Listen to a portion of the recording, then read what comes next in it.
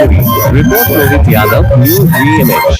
पर्यटन एवं संस्कृति मंत्री जयवीर सिंह ने मैनपुरी ऑडिटोरियम का किया शिलान्यास। अखिलेश यादव को पुराने मामले में सीबीआई ने बुलावा पत्र भेजा था, बोले जयवीर सिंह। राजभर की नाराजगी पर बोलते हुए कहा, राजभर हमारे सहयोगी दल के नेता है, उनसे ही पूछे। क्रॉस वोटिंग पर बोलते हुए उन्होंने कहा, समाजवादी पार्टी अपनी अंतरात्मा टटोल कर देख ले, 2012 से 17 तक खुद क्या किया था। जब समाजवादी पार्टी सत्ता में थी तब यही करती थी, तो क्या हम भी वही कार्य करें। पुराना अनुभव है। बीजेपी आकर्षण का केंद्र है। हम अगर आज मन बना ले तो आज ही समाजवादी पार्टी खत्म हो जाएगी। हम रिकॉर्ड रूप से कह रहे हैं, लेकिन हम संविधान को मानते हैं। जनता ने निर्णय ले लिया है। राज्यसभा चुनाव हो या चौथी बार मोदी को पीएम बना रहे हैं।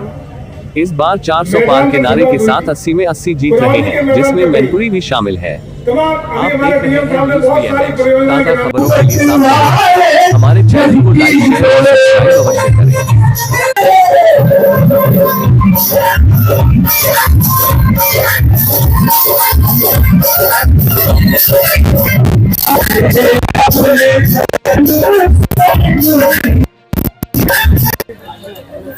कि मैनपुरी के लिए एक बहुत ही शुभ और बड़ा काम है कि यहाँ पे आसपास के जनपदों में सबसे बड़ा air condition auditorium, digital museum, जो मैनपुरी का इतिहास, मैनपुरी का भूत, वर्तमान और भविष्य तीनों डिजिटली सुरक्षित रखने का काम करेगा। और मैनपुरी के लिए वरदान सिद्ध होगा, जहाँ प्रशासनिक रूप से कोई बड़े कार्यक्रम हो, सामाजिक कार्यक्रम हो या निजी कार्यक्रम हो, इस स्थान पर, उपयुक्त स्थल पर मैनपुरी के लोगों के लिए उपलब्ध रहेंगे। ये बहुत बड़ी सौगात मैनपुरी के लिए साबित होगी। हवन की आहुति के दौरान ये समझा जाए कि मैनपुरी में आज से लोकसभा चुनाव का आगाज हो चुका है। वो तो आगाज तो बहुत पहले तो हो चुका है। आगाज तो हो चुका था, लेकिन आज भूमि पूजन किया गया उस रास्ते से जो तमाम पार्टियां थी, जिसमें भगदड़ मची हुई है, सबको समर्पित किया जा रहा है। देखिए, राज्यसभा चुनाव में क्रॉस वोटिंग हुई है, उसको लेकर क्या कहेंगे आप? जय श्री राम। देखिए, मैं समझता हूँ कि लोकतंत्र में जन भावनाओं का सम्मान और जन भावनाओं को कोई ठुकरा नहीं सकता। लोकतंत्र में जनता ने निर्णय तीसरी बार मोदी जी को 400 पार कराने का ले लिया है। उसी का परिणाम है, चाहे राज्यसभा की भगदड़ हो, उसी का परिणाम है कि 80 के 80 उत्तर प्रदेश को जिताने की बात हो, उसी का परिणाम है कि प्रदेश और देश में मोदी जी की प्रचंड आंधी चलाने का काम हो रहा है। तो उत्तर प्रदेश का गृह इंजन मैनपुरी क्यों नहीं बन सकता? बनेगा। हम सब मिलकर बनाएंगे। एक हमारा पार्टी का पदाधिकारी, एक कार्यकर्ता मैनपुरी के जन जन की शक्ति के आधार पर प्रशासनिक अधिकारियों के सहयोग से, और प्रशासनिक अधिकारियों की इसलिए बात कर रहा हूं कि कोई गाड़ी तभी तेज गति पकड़ती है जब पार्टी, जनता और प्रशासन और शासन एक दिशा के साथ चारों पहिए तेज गति से एक दिशा में चलने का काम करते हैं। कि मैनपुरी के लिए एक बहुत ही शुभ और बड़ा काम है कि यहाँ पे आसपास के जनपदों में सबसे बड़ा air condition auditorium, digital museum, जो मैनपुरी का इतिहास, मैनपुरी का भूत, वर्तमान और भविष्य तीनों डिजिटली सुरक्षित रखने का काम करेगा। और मैनपुरी के लिए वरदान सिद्ध होगा, जहाँ प्रशासनिक रूप से कोई बड़े कार्यक्रम हो, सामाजिक कार्यक्रम हो या निजी कार्यक्रम हो, इस स्थान पर, उपयुक्त स्थल पर मैनपुरी के लोगों के लिए उपलब्ध रहेंगे। ये बहुत बड़ी सौगात मैनपुरी के लिए साबित होगी। हवन की आहुति के दौरान ये समझा जाए कि मैनपुरी में आज से लोकसभा चुनाव का आगाज हो चुका है। वो तो आगाज तो बहुत पहले तो हो चुका है। आगाज तो हो चुका था, लेकिन आज भूमि पूजन किया गया उस रास्ते से जो तमाम पार्टियां थी, जिसमें भगदड़ मची हुई है, सबको समर्पित किया जा रहा है। देखिए, राज्यसभा चुनाव में क्रॉस वोटिंग हुई है, उसको लेकर क्या कहेंगे आप? जय श्री राम। देखिए, मैं समझता हूँ कि लोकतंत्र में जन भावनाओं का सम्मान और जन भावनाओं को कोई ठुकरा नहीं सकता। लोकतंत्र में जनता ने निर्णय तीसरी बार मोदी जी को 400 पार कराने का ले लिया है।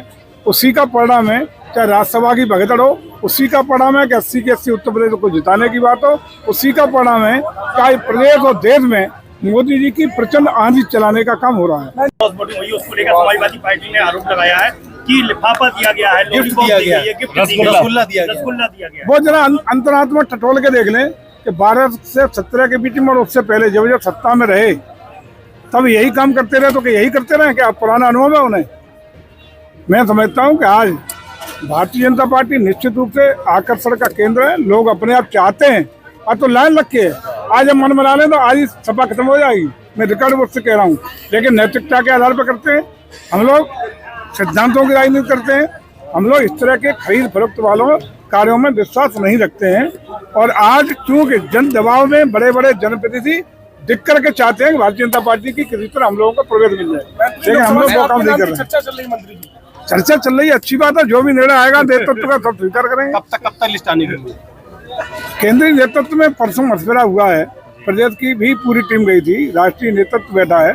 जो भी वहाँ चिंतन मंथन के बाद निष्कर्ष निकलेगा, लेकिन हमारी तैयारी पूरी है। चुनाव लड़ा जा रहा है, कार्यालय खुल गए हैं, कमल चुनाव लड़ रहा है। नामांकन से पहले प्रत्याशी का नाम आपको मिल जाएगा। समाजवादी पार्टी कह रही है 80 में 80 सीटें हम लोकसभा की जीतेंगे। 100% जीतेंगे।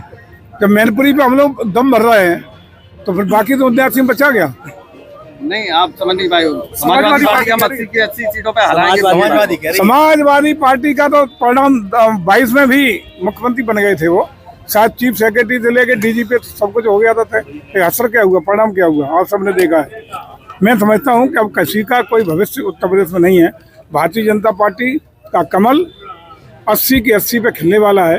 देश में अब की बार 400 पार दे करके देश की जनता ने आदरणीय मोदी जी को तीसरी बार देश की बागडोर देने का मन बना लिया है। उसको अब कोई रोकने वाला नहीं है, चूंकि लोकतंत्र में जन भावना सर्वोपरि होती है। 400 में मैनपुरी की सीट भी होगी, क्योंकि 96 से लगातार समाजवादी पार्टी का कब्जा है। जब 80 की 80 बात कर रहे हैं तो मैनपुरी कहाँ चलेगी? मैनपुरी तो 80 में है। मंत्री जी, समाजवादी पार्टी के डिम्पल यादव ने भी कहा है कि राष्ट्रीय अध्यक्ष जी को जो सीबीआई के द्वारा नोटिस दिया गया है, वो चुनाव आ रहा है तो इस तरीके की भाजपा काम करवा रही है। वो कन्फ्यूजन पैदा कर रहे हैं। गायत्री प्रजापति के खिलाफ जो सीबीआई जांच चल रही है भूतत्व कर्म को लेकर के, उस समय की जांच में अखिलेश जी खुद इस विभाग के मंत्री थे, सीएम थे, तो बतौर गवाह, क्योंकि उनके कार्यकाल में हुआ, वो सीएम थे, बतौर गवाह उन्हें बुलाया गया है ताकि वो अपना पक्ष प्रस्तुत कर सके। अभी वो मुलजिम की हैसियत से नहीं बुलाए गए, न वो अभियुक्त हैं।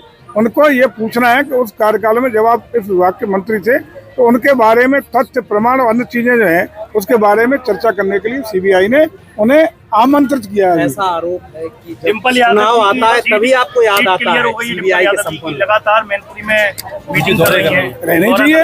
अरे सपा की प्रत्याशी है तो मैनपुरी में रहेगी तो कहाँ आएंगे वो? क्या लग रहा है कि भाजपा पे डर लग रहा है उनको, इसलिए मीटिंग की जा रही है क्या? पिछले चुनाव में भी आपने देखा पूरा खानदान घर घर घूम गया था उपचुनाव में। इस बार भी होने वाला है क्या?